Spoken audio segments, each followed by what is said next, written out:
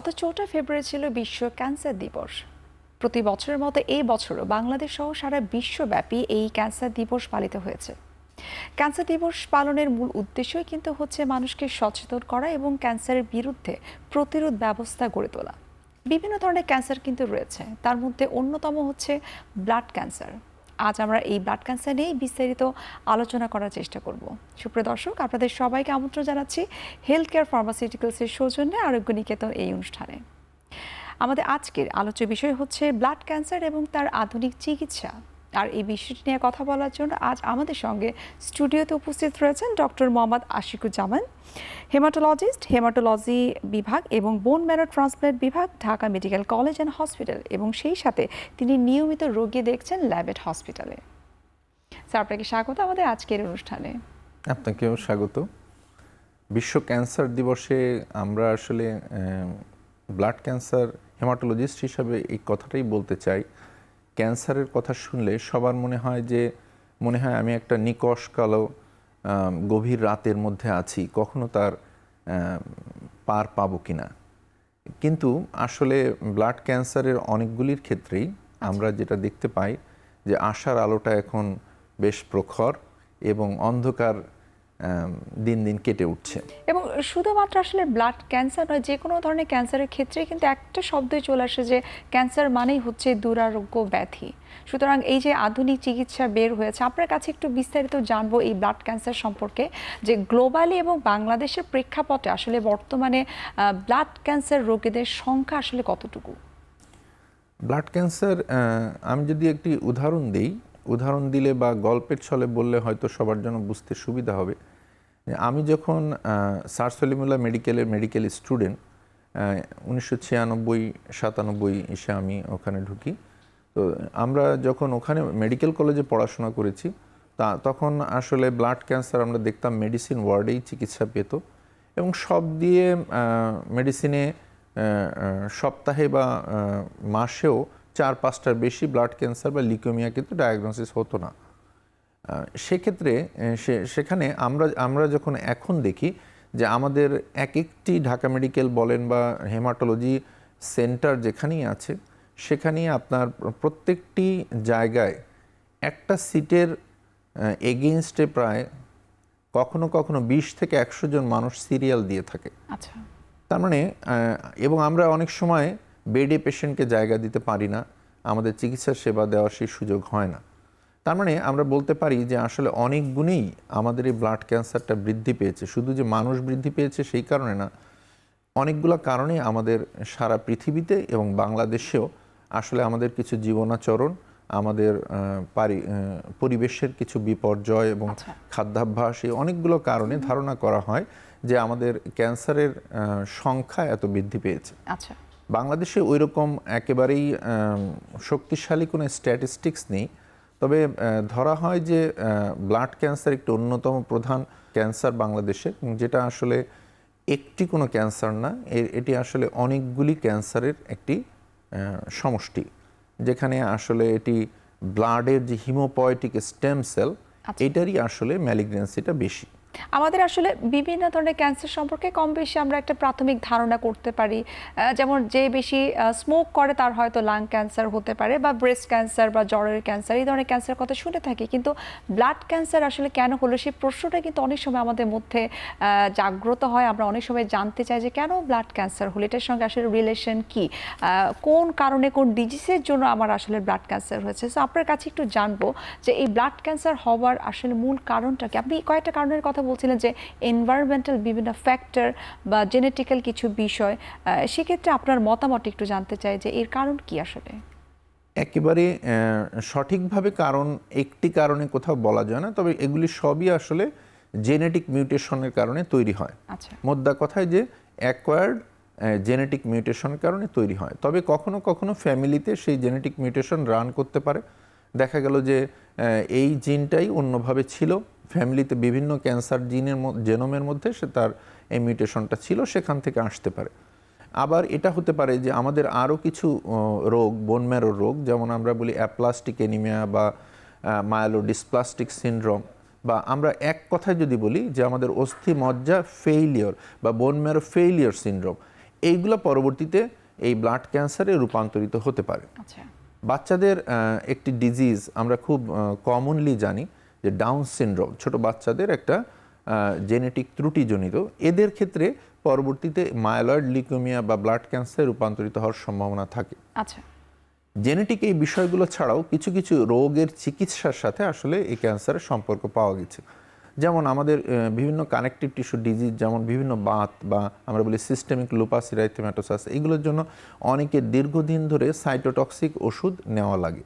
এইগুলি করে কি যে আমাদের ক্রোমোজোমের মধ্যে মিউটেশন ঘটিয়ে ব্লাড ক্যান্সারে রূপান্তরিত হতে পারে। তবে কেন আমাদের দেশে এত বাড়ছে, তো এটা হয়তো ওরকম বৈজ্ঞানিকভাবে প্রুভেন না, তবে এটা ঠিক আমাদের খাদ্যাভ্যাসের মধ্যে আমরা বিভিন্ন কেমিক্যাল প্রতিদিন খুব অজানাভাবেই কিন্তু আমরা কিন্তু এগুলা গ্রহণ করে থাকি। এবং আমরা যতটুকু জানি যে ফাস্ট ফুড আইটেম বা ভাজা পোড়া খাবারে যে ট্রান্স ফ্যাট থাকে, সেই ট্রান্স ফ্যাটটা যখন আমাদের বডিতে যায় সেটি কার্সিনোজেন ক্রিয়েট করে, ক্যান্সার সেল ক্রিয়েট করে, সেটি একটা অন্যতম কারণ। আরেকটি হলো অর্গানোফসফরাস কম্পাউন্ড। যেমন আপনি কার্বাইড, কীটনাশক, সার এগুলো যদি অনেক বেশি ইউজ করেন, এগুলো সংস্পর্শে থাকে, দেখা গেছে আমাদের কিছু কিছু ম্যালিগন্যান্সি যারা দীর্ঘদিন ধরে এগুলোর এক্সপোজড তাদের মধ্যেই বেশি হচ্ছে, ফার্মারের মধ্যে। স্যার, আমরা কি বলতে পারি যে যারা আসলে ক্ষেত খামারে যারা কাজ করছে, কীটনাশকের সংস্পর্শে যারা আছে, তাদের এই ধরনের ক্যান্সার যদি প্রোটেকশন না নিয়ে সে কাজ করে তাহলে তাদের মধ্যে সব প্রবণতাটা থাকতে পারে। কারণ এরকম আমরা পাই আসলে ওরকম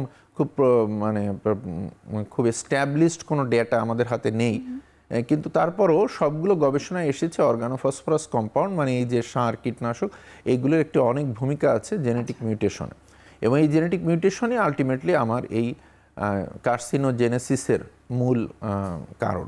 আপনি বলছিলেন যে বিভিন্ন প্রোটেকশন যদি নেওয়া যেতে পারে তাহলে হয়তোবা এই ক্যান্সারটাকে প্রিভেন্ট করা যেতে পারে। প্রোটেকশনগুলো আসলে কীরকম হতে পারে?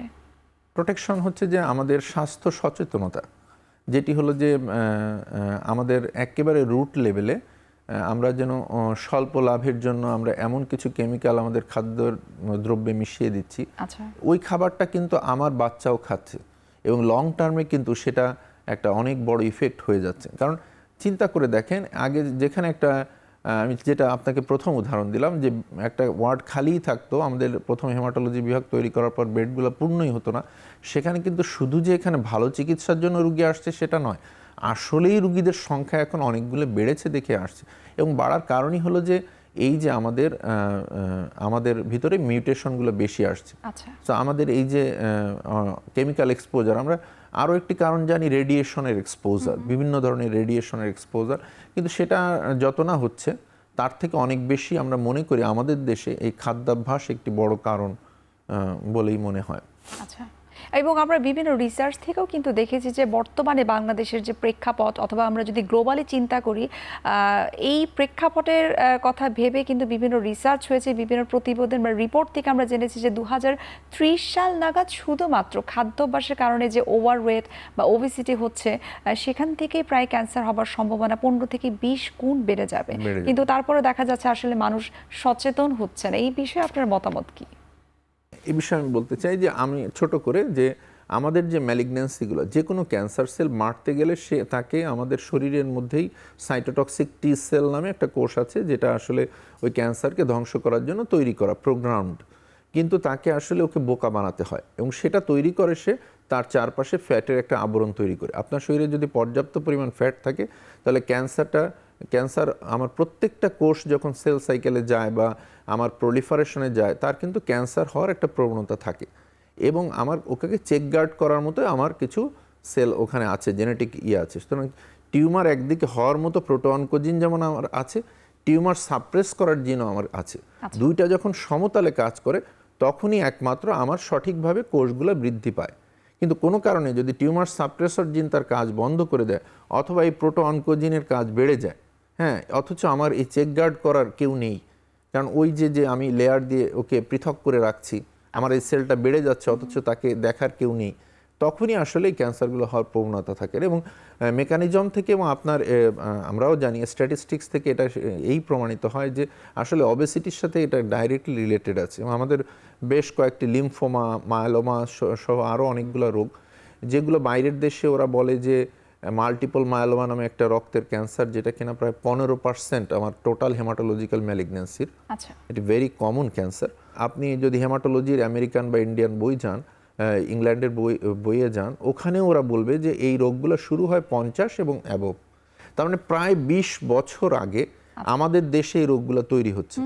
ক্রনিক মাইলয়েড লিউকেমিয়া নামে একটা ক্যান্সার ওদের দেশে 60 বছর এবং অ্যারাউন্ডে হয়। আমাদের দেশে আমরা 20, 22, 19, 18 বছর বয়সে এই রোগগুলো পাই।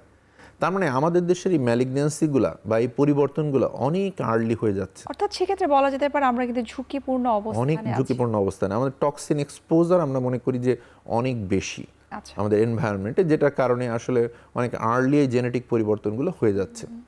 এবং সেই সাথে এই যে আমাদের খাবারে বিভিন্ন ধরনের ভেজাল দ্রব্য রয়েছে, এবং এক কথা আমরা যেটা খুব কমনলি জানি সহজ শব্দে যে ফরমালিন জাতীয় দ্রব্য ব্যবহার করা হচ্ছে, ফরমালিনের বিষয়ে একটু জানতে চাই যে এটিও কি আসলে কারণ ক্যান্সার হবার পেছনে? হতে পারে, এটা নিয়ে গবেষণার অবকাশ আছে। তবে অবশ্যই যে কোনো কেমিক্যালই আপনার ডাবল স্ট্যান্ড ডিএনএ ব্রেকডাউন করে বা আপনার ডিএনএর মধ্যে মিউটেশন ঘটিয়ে এটা করতে পারে যদি আপনি লং টার্ম এটা এক্সপোজ হন। তো এটা নিয়ে সব ধরনের কেমিক্যাল, বিশেষ করে অর্গানোফসফরাস নিয়ে আমাদের অনেক বড় ডেটা আছে, তারপর রেডিয়েশন নিয়ে আছে। তো এই কারণে এইগুলা থেকে প্রিভেন্ট করতে সরকার এবং সামাজিকভাবে আসলে খুবই সচেতন হয়ে প্রচারণায় যাওয়া প্রয়োজন। তো প্রত্যেকটি সামাজিক যোগাযোগ মাধ্যম থেকে এটা নিয়ে প্রচারণায় গেলে সাধারণ মানুষের প্রত্যেকের ঘরে ঘরে যদি এই সচেতনতা পৌঁছানো যায়, তাহলে যে কৃষক চাষ করছেন উনি সচেতন হলেই একমাত্র সম্ভব সম্পূর্ণ এইটা বেনিফিট আনা। এবং এর জন্য খুব স্ট্রিক্ট রুলস অ্যান্ড রেগুলেশন প্রয়োজন।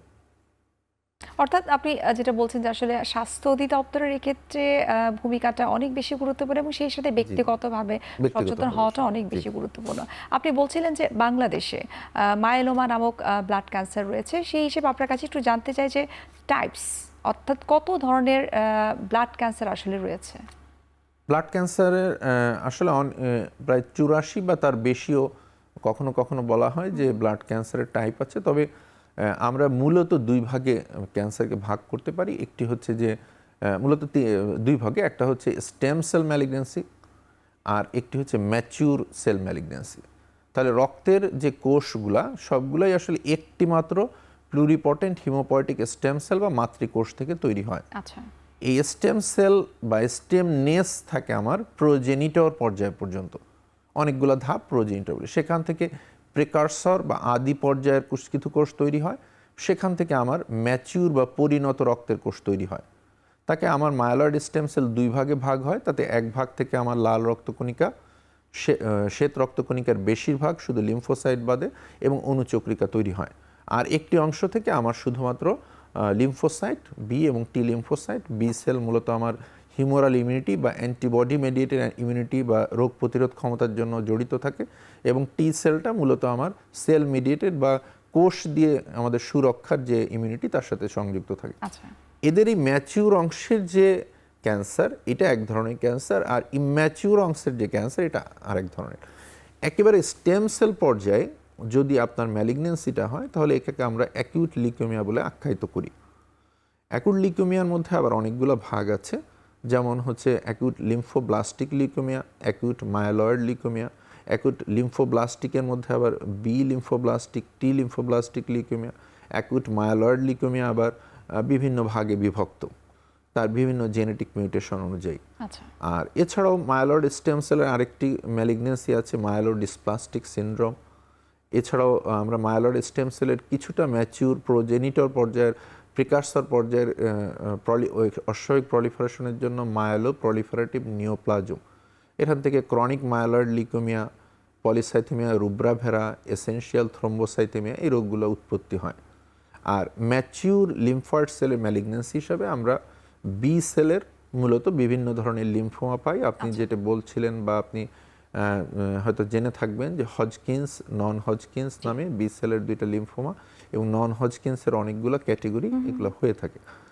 আর টি সেলের অনেকগুলো লিম্ফোমা বা লিম্ফয়েড ম্যালিগন্যান্সি। এই যে আপনি বলছেন বি সেল বা টি সেল, এটার মধ্যে আসলে কোনো ক্যাটাগরাইজড আছে কিনা যে বি সেলটা ভালো বা টি সেলটা খারাপ ক্যান্সার, এরকম কিছু আছে? That is very good question. B cell T cell আসলে ভালো বা মন্দ সম্পূর্ণটাই ডিপেন্ড করে যে জেনেটিক মিউটেশনের উপরে। একটা ক্যান্সার কতটা ভালো না মন্দ এটা আমরা আসলে সবসময় বলবো যে তার জেনেটিক মিউটেশনের উপর। আচ্ছা। মিউটেশন কেন হেমাটোলজিক্যাল মেলিগন্যান্সি বা ব্লাড ক্যান্সারের কিছু কিছু বেশ ভালো, কারণ ওদের ক্ষেত্রে দেখা যায় যে মিউটেশনগুলো ভালো এবং তাদের টার্গেটেড থেরাপি আছে, চিকিৎসা দিলে ওটা ভালো হয়। আচ্ছা। যেমন আমরা বলি হজকিন্স লিম্ফোমা, হ্যাঁ, এটা কিছু ক্লাসিক্যাল যে হজকিন্স লিম্ফোমা সাধারণত দেখা যায় যে এটা এতটাই চমৎকার চিকিৎসা চলে এসেছে এবং কিছু কিছু ক্ষেত্রে টার্গেটেড ওর একটা অ্যান্টিজেন ডিরেক্টেড ব্রেন্টুক্সিমা ভেডোটিন নামে অ্যান্টি-CD30 ডিরেক্টেড থেরাপি চলে এসেছে, যে সামান্য চিকিৎসাও এটা সম্পূর্ণ কিউরেবল একটা চিকিৎসা। আচ্ছা আচ্ছা, এটা আপনি নন হজকিং লিম্ফোমার কথা বলছেন, যে খুব হজকিং লিম্ফোমার কথা বলছেন, যে খুব চমৎকার ট্রিটমেন্ট যদি করা যায় তাহলে কিন্তু রোগী একেবারেই ভালো হয়ে যায়। এই বিষয়টা আমরা আরও বিস্তারিত জানতে চাই, তবে একটা বিরতির সময় হয়ে গেছে, আমরা বিরতি নিয়ে নিচ্ছি।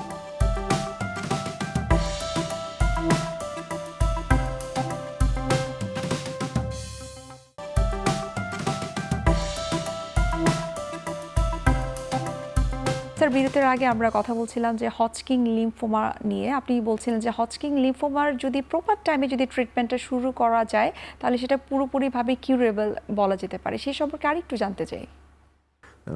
এটি হলো হজকিন্স লিম্ফোমার বেশ কয়েকটি টাইপ আছে, ক্লাসিক্যাল এবং নন ক্লাসিক্যাল। এই ক্লাসিক্যাল যে টাইপটা এটার মধ্যেই আসলে কিউর রেটটা বেশি থাকে, এবং যেটি আমি বলছিলাম যে হজকিন্সের সেলগুলি সাধারণত CD30 বলে একটা অ্যান্টিজেন এক্সপ্রেস করে। এই অ্যান্টিজেনের এগেনস্টে আমাদের এখন মনোক্লোনাল অ্যান্টিবডি তৈরি হয়েছে, যে অ্যান্টিবডিটা আসলে ঠিক কেমোথেরাপি না, এটা এক ধরনের ইমিউনোথেরাপি। এই ইমিউনোথেরাপিটা দেওয়ার ফলে দেখা যায় যে ওই সেলটাকে খুঁজে বের করে ধ্বংস করে এবং সম্পূর্ণ সেলটাই সম্পূর্ণ নষ্ট হয়ে ক্যান্সারটা সুস্থ হয়ে যাওয়ার সম্ভাবনা অনেক বেশি থাকে। যদি এটি ফিরেও আসে কোনোভাবে, সেক্ষেত্রে আরও স্পেশালাইজড কিছু চিকিৎসা এখানে এসেছে, যেমন অটোলোগাস হিমোপয়েটিক ট্রান্সপ্লান্ট করে এটাকে কিওর করা যায়, অথবা আমরা বলি কার্টি সেল বলে একটা চিকিৎসা আছে, স্পেশাল এবং খুবই নতুন ধরনের রক্তের চিকিৎসা, যেটি দিয়ে এটাকে সম্পূর্ণ কিওরের পথে আনা যায় বা দীর্ঘ রেমিশনে রাখা যায়। আচ্ছা। হজকিন্সের মতো আমাদের রক্তের, যেহেতু হজকিন্সের কথা বলছি, রক্তের আর কিছু ক্যান্সার আছে যেগুলো সম্পূর্ণ কিউরেবল, এবং আমরা বেশিরভাগ সময় জানি যে ক্যান্সার মানেই হয়তো সেটা কিউরেবল না, ইনকিউরেবল একটা ডিজিজ। ওই যে আমি প্রথমে যেটা বলছিলাম, অন্ধকার। কিন্তু ব্লাড ক্যান্সারটা কেন কিছু কিছু ক্ষেত্রে সম্পূর্ণ কিউরেবল, কারণ দেখা যায় একটা বা দুইটা মিউটেশন দিয়ে আমাদের রক্তের ক্যান্সারগুলো তৈরি হয়। আচ্ছা, আপনি যেমনটি বলছেন যে ব্লাড ক্যান্সার অনেকটাই কিউরেবল, আবার অনেকের ধারণা যে ব্লাড ক্যান্সার যদি কারোর একবার হয়ে থাকে সেটি আসলে অন্যান্য ক্যান্সারের মতো কিউরেবল নাও হতে পারে। যেমন অনেক সময় ব্রেস্ট ক্যান্সার যদি কারোর হয় সেটি ভালো হয়ে যায়, বা কারোর ক্ষেত্রে যদি লাং ক্যান্সার হয় প্রপার টাইমে যদি ট্রিটমেন্ট করা যায় সেটিও ভালো হতে পারে। কিন্তু ব্লাড ক্যান্সার নিয়ে কিছুটা মিসকনসেপশন রয়েছে, সেটি আসলে কেন? সেটি হচ্ছে যে প্রথম ক্ষেত্রে ব্লাড ক্যান্সারটি বেশ এমন একটি কোষের ক্যান্সার যেটি আপনার রোগ প্রতিরোধ, তারপর আপনার হিমোস্ট্যাসিস বা রক্ত জমাট বাঁধা, এবং আপনার অক্সিজেন বহনের যে কোষ হিমোগ্লোবিন, এইগুলোকে আসলে প্রভাবিত করে। সুতরাং যখনই ব্লাডে ক্যান্সার হয়, এই অংশগুলো প্রভাবিত হয়ে আপনার অস্থিমজ্জার মধ্যে যখন ক্যান্সার সেলগুলো বৃদ্ধি পায়, তখন আপনার হিমোগ্লোবিন বা আপনার রক্তশূন্যতা দেখা দিবে। তখন আপনার সেলগুলো বেড়ে যেয়ে তার মানে ডিসফাংশনাল সেল তৈরি হওয়ার ফলে যে একটা WBC আপনাকে রোগ প্রতিরোধ করে, সেই রোগ প্রতিরোধের করতে না পারার কারণে জ্বর আসা এবং অন্যান্য লক্ষণগুলো আসবে। এবং যখন আপনার হিমোস্ট্যাসিস বা অনুচক্রিকাতার কাজ করতে না পারার কারণে ব্লিডিং হবে। এই 3 ধরনের ম্যারো ফেলিয়ার সিনড্রোম নিয়ে যখন সে প্রেজেন্ট করে, তখন বিষয়টা কারো কারোর কাছে খুব ভয়ঙ্কর মনে হতে পারে। এই কারণেই আসলে ব্লাড ক্যান্সার সম্বন্ধে মানুষের একটি ভীতিকর ধারণা আছে। কিন্তু এটা ভুলে গেলে চলবে না, সব কিছুর মানে আপনি একটি জেনেটিক ডিজিজ ব্রেস্ট ক্যান্সার বলছিলেন, আমি যেটা বলছিলাম, এখানে অনেকগুলো মিউটেশন হয়ে ব্রেস্ট ক্যান্সার আসে। একবার আর্লি স্টেজে ধরা পড়লে, সার্জিক্যালি থাকলে এটা হয়তো কিওর হয়, কিন্তু একটু অ্যাডভান্স হলে কিন্তু কিউরের রেট নেই বললেই চলে। কিন্তু ব্লাড ক্যান্সারের সবই কিন্তু একটাই প্লুরিপটেন্ট হিমোপয়েটিক স্টেম সেল থেকে তৈরি হচ্ছে, এবং অনেকগুলি ম্যালিগন্যান্সি, যেমন acute promyelocytic leukaemia, CML, Hodgkin's lymphoma, অনেকগুলি লিম্ফোমা, যেগুলো কিনা একটি বা দুইটি মিউটেশন থেকে তৈরি হয়, এবং বেশিরভাগ ক্ষেত্রে এটা টার্গেটেড থেরাপি আমার হাতে আছে।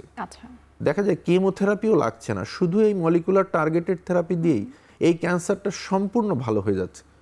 তার মানে আমার তো ওই ক্যান্সার হয়ে গেছে, কারণ ওই স্টেম সেল পর্যায়ে তার ম্যাচুরেশনটা অ্যারেস্ট হয়ে গিয়েছিল। আমি এমন একটি টার্গেটেড থেরাপি দিলাম যে সে তার ওই জেনেটিক পরিবর্তনটা ঠিক হয়ে সে আবার ম্যাচিউর সেলে পরিণত হলো, অমনি আমার কিন্তু রোগটাই চলে গেল। আচ্ছা, আপনার কাছে এখন যদি আমি একটু সহজ ভাষায় জানতে চাই, এই যে আপনি টার্গেটেড থেরাপির কথা আপনি বলছেন, সেটা যদি অ্যাডভান্স লেভেলে চলে যায় তখন কি সেই টার্গেটেড থেরাপিটা কাজ করে, নাকি সেটা ফার্স্ট স্টেজ বা সেকেন্ড স্টেজে যদি ধরা পড়ে তখন সেটা হয়তো টার্গেটেড থেরাপিটা আসলে কাজ করে? আসলে ব্লাড ক্যান্সারে স্টেজিংটা ওভাবে হয় না, তার কারণ আপনি স্টেজে যখনই ব্লাড বা বোন ম্যারো ইনভলভ করে যে কোনো ক্যান্সার তাকে বলা হয় স্টেজ 4। আচ্ছা, সুতরাং ব্লাড ক্যান্সার সবই আসলে স্টেজ 4। কিন্তু আপনি যেটা বলছিলেন, হ্যাঁ, অ্যাডভান্সড মানে হলো যে আমি একবার থেরাপি দিলাম, সেই থেরাপি কাজ করলো না, আর কয়েক বছর পর সেটা ফিরে আসলো, বা হয়তো ওই থেরাপি কাজই করলো না, সেটাকে আমরা বলি রিল্যাপসড বা রিফ্র্যাক্টরি ডিজিজ। হ্যাঁ, রিল্যাপস বা রিফ্র্যাক্টরি ডিজিজে আমাদের আসলে টার্গেটেড থেরাপিটা কাজ করতে পারে। যেমন ধরেন আমি বলি একটা লিম্ফোমা, যেটা নিয়ে আমরা কথা বলছিলাম, হজকিন্স লিম্ফোমা, আমরা চিকিৎসা দিলাম, চিকিৎসা দিয়ে সে প্রথম আমরা এবিভিডি নামে একটা কেমোথেরাপি দিলাম, খুব কম খরচের একটা কেমোথেরাপি। এটা দেওয়ার পর দেখা যাচ্ছে যে বেশিরভাগ রোগী সম্পূর্ণ রেমিশনে যায় বা ভালো হয়ে গেল, কিন্তু কোনো কারণে দেখা গেল রোগটা আবার ফিরে আসলো। তখন আমরা কিন্তু তাকে ওই টার্গেট থেরাপি অ্যান্টিসিডি থেরাপি দিয়ে দিতে পারলাম। তখন যদি সে কিওর হয়ে গেল ভালো, কারো কারো ক্ষেত্রে ওইটাতেও আবার সেকেন্ড রিল্যাপসেও আসতে পারে। সেই ক্ষেত্রেও আমার হাতে কিন্তু ওই ট্রান্সপ্লান্ট, বোন ম্যারো ট্রান্সপ্লান্ট, যেটা অত্যন্ত কম খরচে ঢাকা মেডিকেলের মতো জায়গায় অথবা এরকম সরকারি মেডিকেলের মতো জায়গায় বাংলাদেশে হচ্ছে, এইটার মাধ্যমে কিন্তু সম্পূর্ণ রোগটা কিওর করা যাচ্ছে। তার মানে উই হ্যাভ অপশনস। আমাকে আসলে আশাহত হওয়ার কোনো কারণ নেই। আর আমাদের চিকিৎসাগুলো এরকমই, দেখা যায় চিকিৎসা শুরু করা অল্প দিনের মধ্যেই রুগীরা তাদের কর্মক্ষমতা ফিরে পাচ্ছে, তাদের কাজে যোগদান করতে পারছে। এমনও হয়েছে যে কাজ করছে, এসে তার থেরাপির সাইকেল ছিল দিয়ে আবার যে কাজ করছে, তো ইট ইজ ডে কেয়ার বেসিসে এই জিনিসগুলো নিতে পারছে। সো এই জন্য দেখা যাচ্ছে যে ব্লাড ক্যান্সার সম্বন্ধে এই যে ভ্রান্ত যে ধারণাটা যে হয়তো আমার ক্যান্সার কিওর হবে না, হ্যাঁ, 2-3টা ম্যালিগনেন্সি আছে যেগুলি এখনও বেশ জটিল, কিন্তু আমাদের যে 84টা বা 80 মতো ম্যালিগনেন্সির কথা বললাম, এদের মধ্যে একটা বড় অংশ কিন্তু চিকিৎসার মাধ্যমে সম্পূর্ণ কিউরেবল বা নিয়ন্ত্রণযোগ্য। আচ্ছা, আমরা যদি বাংলাদেশের প্রেক্ষাপটে যদি চিন্তা করি যে বাংলাদেশে আসলে কোন কোন ধরনের বা কোন কোন টাইপের ব্লাড ক্যান্সার সব থেকে বেশি দেখা যায়? হ্যাঁ, সেটি আমরা বলতেই পারি। এটার মধ্যে আসলে 2টা ভাগে আমরা ভাগ করতে চাই। একটা হলো আউটডোর বেসিসে আমরা কি ধরনের রোগী বেশি পাই, এবং ইনডোর বা ভর্তি রোগীর ক্ষেত্রে কোন কোন ধরনের রোগী আমরা বেশি পাই। আচ্ছা, আউটডোর বেসিসে আমাদের কাছে সাধারণত প্রথমেই ক্রনিক মায়ালয়েড লিউকেমিয়া নামে একটা রোগ আমাদের কাছে আসে, বিভিন্ন ধরনের লিম্ফোমা এবং কখনো কখনো লিউকেমিয়া আসে। কিন্তু আমাদের ইনডোর বেসিসে আমরা আসলে অ্যাকিউট মায়ালয়েড লিউকেমিয়াটা আমাদের দেশে অ্যাডাল্ট ক্যাটেগরিতে বেশি পাই।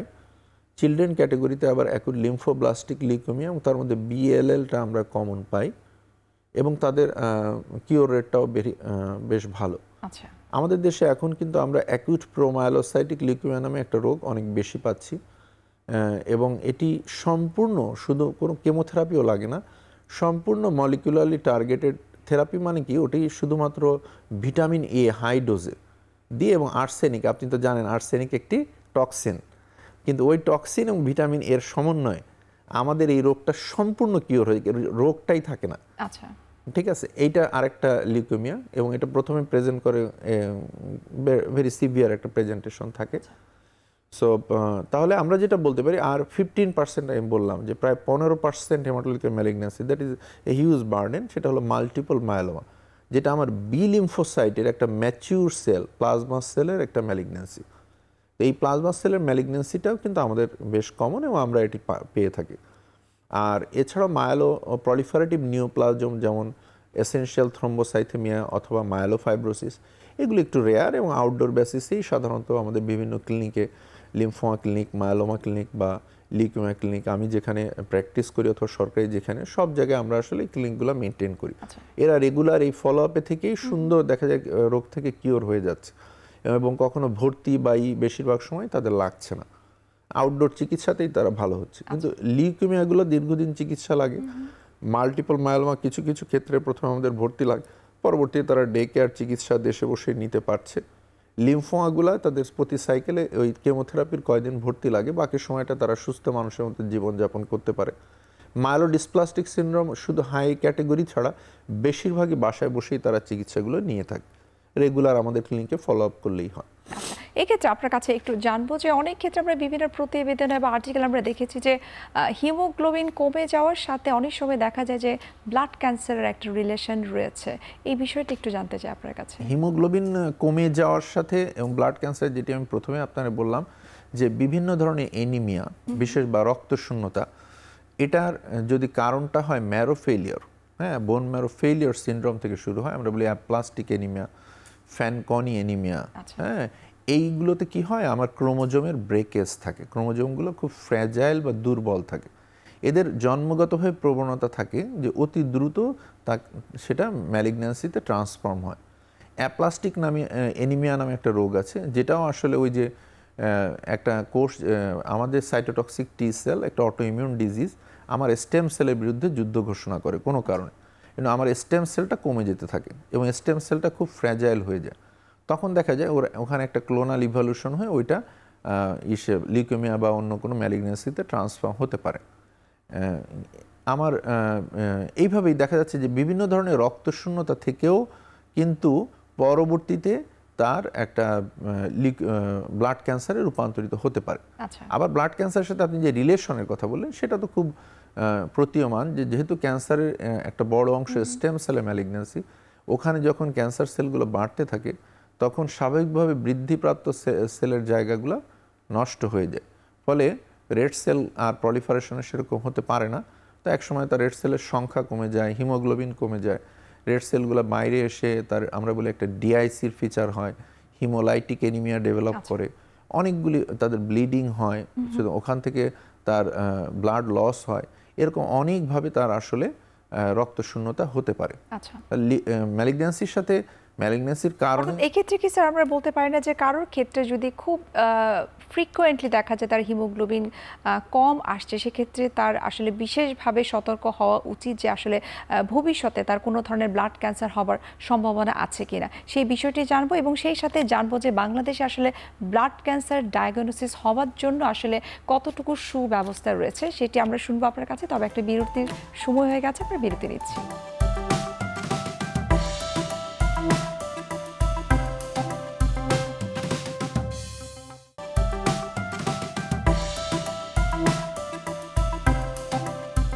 স্যার, বিরতির আগে আমরা আলোচনা করছিলাম যে ব্লাড ক্যান্সার ডায়াগনোসিস করার জন্য আসলে বাংলাদেশে সুব্যবস্থাটা আছে কিনা।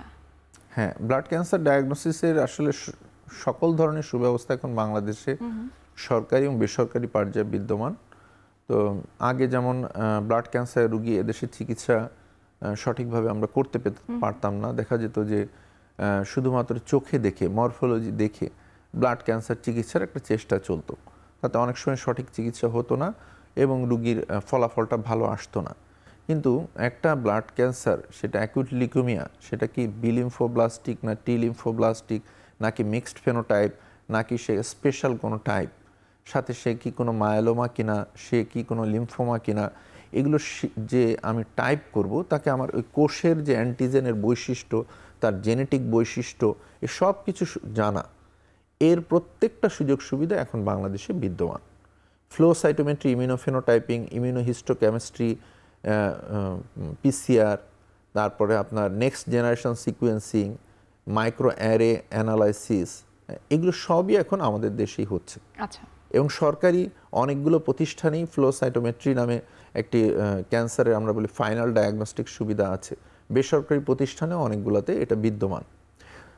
এছাড়াও ক্যান্সারে আরেকটি জিনিস লাগে, সেটি হলো যে যেমন লিম্ফোমাতে আপনি জানেন স্টেজিং, পরবর্তীতে রেমিশন দেখার জন্য আমার পেট সিটি স্ক্যান বলে একটা, এটি এখন বাংলাদেশে খুব সুলভে সরকারি অনেকগুলি প্রতিষ্ঠান এবং বেসরকারিতে, আমরা যতটুকু জানি যে ঢাকা মেডিকেলে এটি করা হয়, ঢাকা মেডিকেলেও করা হয়। এছাড়াও যে বায়োপসি, হিস্টোপ্যাথোলজি, এবং সেখান থেকে আমরা একটি পরীক্ষা করি যেমন ইমিউনোহিস্টোকেমিস্ট্রি, ওই যে আমরা একটি লিম্ফ নোড বা একটি বোন ম্যারোর যে অংশটা তুলে ওটার মধ্যে ক্যান্সার সেলটা আসার জন্য এটা যে ফাইনাল ডায়াগনস্টিক যে প্রসিডিউরগুলো এগুলো সব বাংলাদেশে অল্প খরচে বিদ্যমান।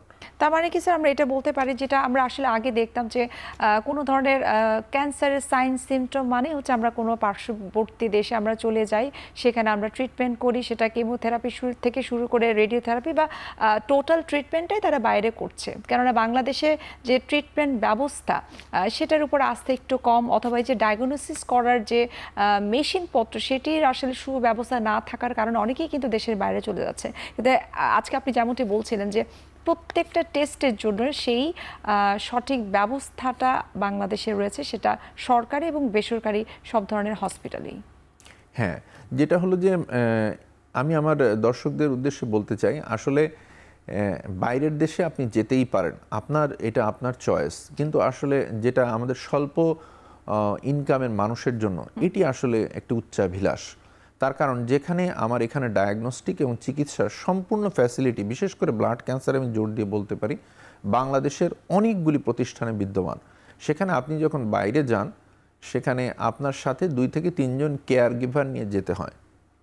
ওখানে কেয়ার গিভারের খরচটা এবং আপনার খরচ মিলে দেখা যায় যে আপনার ডায়াগনস্টিক পারপাজেই যে টাকাটা খরচ হয়, এতে দেশে বসে আপনি সম্পূর্ণ চিকিৎসাটা কমপ্লিট করে ফেলতে পারতেন।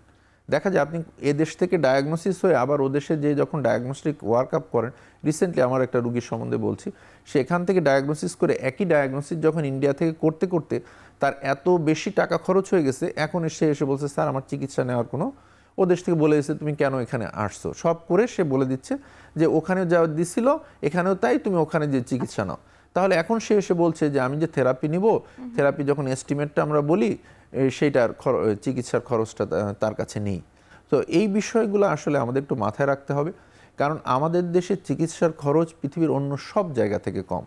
সরকারি জায়গায় স্বায়ত্তশাসিত ক্যান্সার হসপিটালে, ঢাকা মেডিকেলের সলিমুল্লায়, আপনি এমনকি আমাদের প্রাইভেটের অনেকগুলো প্রতিষ্ঠানে এত স্বল্প খরচে টোটাল চিকিৎসাটা বিদ্যমান, যেটা আপনি বাইরের দেশে গেলেই একমাত্র অনুধাবন করবেন আসলে কতটা ফারাক।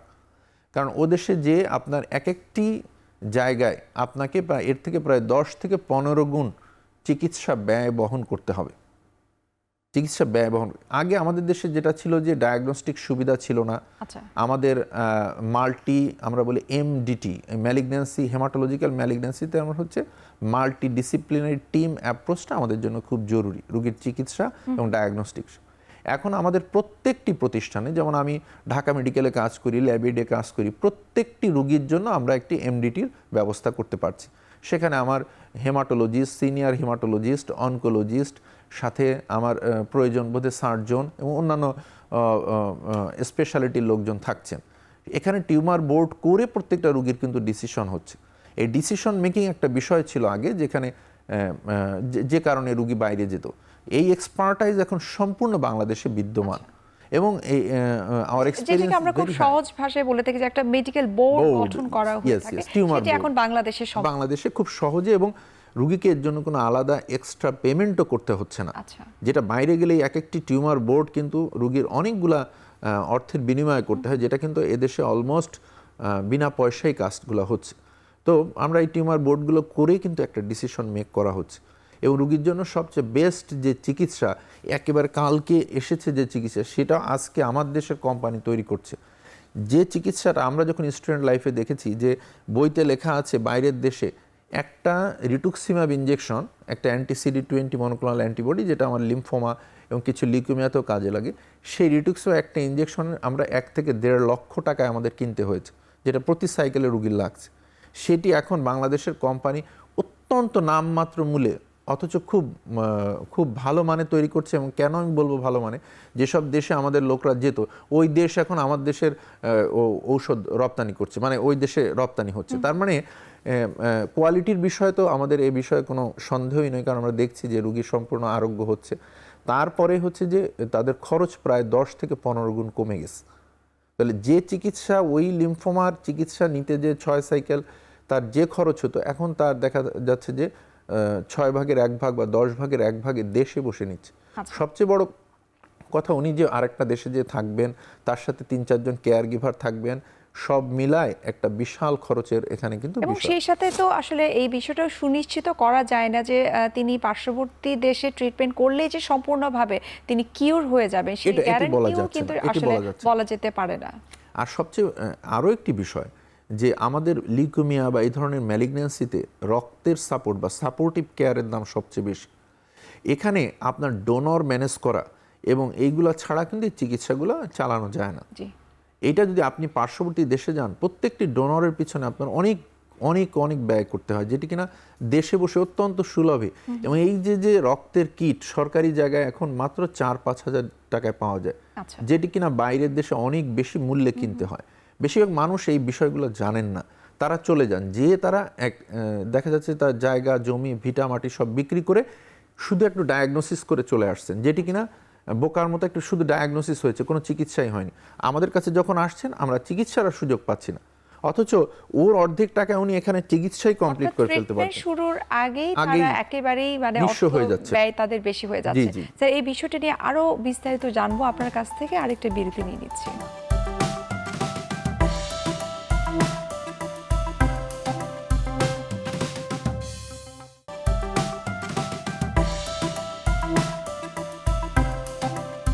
স্যার, বিরতির আগে আপনি বলছিলেন যে বাংলাদেশের প্রেক্ষাপটে যেটা হয়েছে যে মূল ট্রিটমেন্ট শুরু হবার আগেই দেখা যায় যে ডায়াগনোসিস করতে করতেই তারা অনেক অর্থ তাদের ব্যয় হয়ে যায়, তখন আর ট্রিটমেন্ট করার মতো তাদের কাছে পর্যাপ্ত অর্থ থাকে না যদি তারা পার্শ্ববর্তী দেশে যে ট্রিটমেন্ট করে। কিন্তু বাংলাদেশে কিন্তু সেটি এখন সম্ভব হচ্ছে। সেই বিষয়ে আরেকটু জানতে চাই আপনার কাছে। বিষয়টি হলো যে স্টেম সেল ট্রান্সপ্লান্ট বলা হয় যে আমাদের রক্তের ক্যান্সার বা ব্লাড ক্যান্সারের শেষ চিকিৎসা। এটির সব সুযোগ সুবিধা যখন অনেকগুলি সেন্টারে আমাদের বিদ্যমান, সরকারি জায়গায় বেসরকারি জায়গায়, সেখানে বাইরের দেশে যাওয়াটা এখানে এখন বাতুলতা মাত্র। সেখানে একজন দক্ষ হেমাটোলজিস্টের আন্ডারে যদি বা দক্ষ হেমাটোলজি টিমের আন্ডারে যদি তারা চিকিৎসা নেন, ব্লাড ক্যান্সারের চিকিৎসা অত্যন্ত কম খরচে বাংলাদেশেই করা সম্ভব। শুধু চিকিৎসা না, ডায়াগনস্টিক সকল সুবিধা আপনি একজন রক্তরোগ বিশেষজ্ঞের আন্ডারে চিকিৎসা করেন শুরু থেকে, এবং আপনি বাংলাদেশেই থাকেন, বাংলাদেশে আপনার ঘরে থেকে আপনি চিকিৎসাটা করতে পারবেন। চিকিৎসার একটি বড় অংশ হলো মানসিক সাপোর্ট। আপনি যখন আপনার আত্মীয় স্বজন বন্ধু বান্ধব আপনার দেশের মধ্যে থাকবেন, এই যে মানসিক সাপোর্ট আপনি পাবেন, এটি কিন্তু চিকিৎসার জন্য অত্যন্ত গুরুত্বপূর্ণ।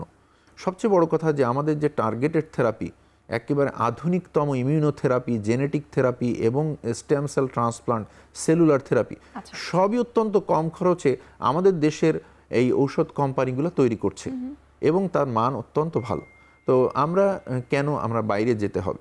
বাইরে বরং গেলে আপনার সব দিক থেকেই আপনার খরচটা বাড়বে এবং দেখা যাচ্ছে পুরো পরিবারকেই আপনি ভাসিয়ে দিয়ে যাচ্ছেন, পুরো পরিবারকে একটা অনিশ্চয়তার মধ্যে দিয়ে যাচ্ছেন। যেখানে দেশে বসলে দেশে একটা ভালো সেন্টারে অথবা একজন হেমাটোলজিস্টের আন্ডারে আপনি চিকিৎসা গ্রহণ করুন, ইনশাল্লাহ ব্লাড ক্যান্সার মতো একটা বিষয় আপনাদের বেশিরভাগ ক্ষেত্রেই দেখা যাবে যে এটা আমরা নিরাময় করতে সক্ষম হচ্ছি এবং সবসময় হেমাটোলজিস্ট হিসেবে আমরা আপনাদের পাশে আছি। অর্থাৎ বাংলাদেশের প্রেক্ষাপটে আমরা যদি বলি, এক কথা আপনি যে চমৎকার করে বললেন যে দক্ষ চিকিৎসক রয়েছে, সেই সঙ্গে মেশিনের সুব্যবস্থা রয়েছে, ডায়াগনস্টিকের জন্য যে ব্যবস্থাগুলো থাকা দরকার, ম্যানেজমেন্টগুলো থাকা দরকার, প্রতিটা বিষয় বাংলাদেশেই রয়েছে এবং সেটা সরকারি বেসরকারি প্রতিটা হসপিটালে। সেই সাথে আপনার কাছে একটু জানবো যে এই যে ব্লাড ক্যান্সার মানুষের হচ্ছে, একটা কমন একটা প্রশ্ন থাকে যে আমি যে ট্রিটমেন্ট করছি, রেডিওথেরাপি দেওয়া হচ্ছে, কেমোথেরাপি দেওয়া হচ্ছে, কিন্তু আবার কি সেটি ফিরে আসতে পারে কিনা এত ধরনের ট্রিটমেন্ট করার পরেও? জি, কিছু কিছু ক্ষেত্রে আমাদের রিল্যাপস হতে পারে, কিছু সম্পূর্ণ কিউরেবল। সো যেগুলো রিল্যাপস হয়ে যাচ্ছে সেগুলোও কিন্তু আপনি ওই সেন্টারে বসেই যদি চিকিৎসা নেন, কারণ রোগটা একই ছিল, সে কিন্তু পরিবর্তিত হয়েছে। তো শুরু থেকে যে সেন্টারের সাথে আপনি অ্যাটাচ ছিলেন ওখানেই যদি আপনি চিকিৎসাটা কন্টিনিউ করেন, তাহলে দেখা যায় যে পরবর্তী রিল্যাপসে আপনার সম্পূর্ণ সুস্থ হওয়ার সম্ভাবনা বাড়বে।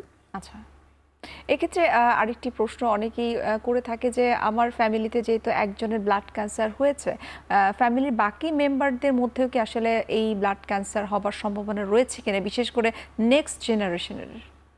এটি তো আমি প্রথমেই আসলে বলেছি যে আসলে আমাদের খাদ্যাভ্যাস, জীবনাচরণের যে পরিবর্তন, সাধারণত একটা ফ্যামিলির একই রকমই অভ্যাস থাকে, ওভাবে ধরলে সম্ভাবনা থেকেই যায়। কিন্তু যেটা হলো যে ব্লাড ক্যান্সারের বেশিরভাগই অ্যাকোয়ার্ড মিউটেশন হয়। তার মানে হচ্ছে আমার হয়েছে বলেই যে আমার ছেলের হবে এটা আসলে সবসময় ঠিক না। তবে কিছু কিছু ক্ষেত্রে যেমন ফ্যানকনি এনিমিয়া বা কিছু কনজেনিটাল এনিমিয়া যেগুলোতে ক্রোমোজোমাল ব্রেকেজ বা ক্রোমোজোমাল পরিবর্তন থাকে, এগুলো ফ্যামিলিতে রান করে এবং ওইসব ফ্যামিলিতে আমরা ব্লাড ক্যান্সার অর্থাৎ পেতে এটিকে পারি। আমরা জেনেটিক্যাল বলতে পারি, কিন্তু যদি লাইফস্টাইল মডিফিকেশন যদি করা যায় প্রপারলি, তাহলে সেটিকে প্রতিরোধ করা সম্ভব। করা সম্ভব জি। আচ্ছা, এখন আরেকটি বিষয় আপনার কাছে জানতে চাই, এই যে বাংলাদেশে এত ধরনের ক্যান্সার হচ্ছে, বিশেষ করে ব্লাড ক্যান্সারের সংখ্যাটাও দিন দিন বৃদ্ধি পাচ্ছে, কাদের ক্ষেত্রে আসলে ঝুঁকিটা বেশি? আমরা যেমন বাচ্চাদের ক্ষেত্রে এখন দেখছি, অ্যাডাল্ট পার্সন যারা রয়েছে তাদের ক্ষেত্রে আমরা দেখছি, এবং তরুণ বয়সেও কিন্তু অনেকের মধ্যে ব্লাড ক্যান্সার হতে দেখা যাচ্ছে। আপনি বিভিন্ন এনভায়রনমেন্টাল ফ্যাক্টরের কথা বলেছেন, খাদ্যাভ্যাসের কথা বলেছেন, এছাড়াও আর বিশেষ কোনো কারণ রয়েছে কিনা?